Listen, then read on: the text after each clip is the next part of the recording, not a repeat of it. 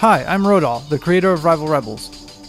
In this video we are going to be testing the very vertical gameplay in Rival Rebels MMO, showing you a little more of the Tyranika map scene. As I explained before, Tyranika's map is procedurally generated. That means I created all of these building-like structures with math formulas. Just math, no 3D modeling. This allows us to have an almost infinite map that extends in all directions, featuring unique and very complex shapes that are perfect to explore and parkour. The center of this map is flat, and the buildings are scattered and low. That's ground zero, where the big nuke once hit. As you get further and further from ground zero, buildings get taller and more packed. We are also testing collisions with the procedurally generated terrain. I need to get a feeling of how much fall damage the player should be able to absorb without making it too OP or silly in terms of physics. Anyway, above all, it needs to be fun to jump around.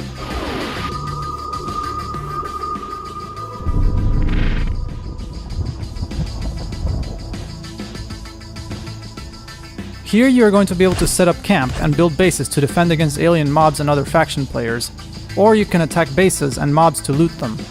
You can also pick up junk and other resources, or just complete your missions and run back to base without getting lost or killed, both of which happen often here considering the dimension of this map.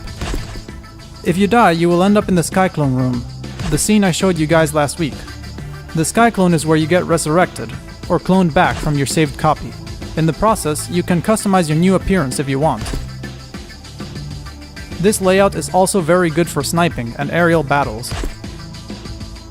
Tyranika is the first scene map that I'm showing, but not the first one I made. I have many different ones.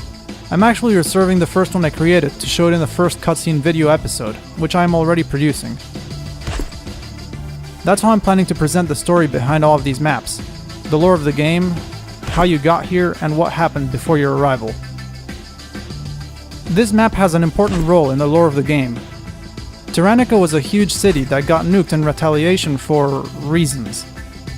And all these building skeletons are the ruins of that massive attack. Years passed and the desert took over, erasing the scars on the terrain and eroding the structures.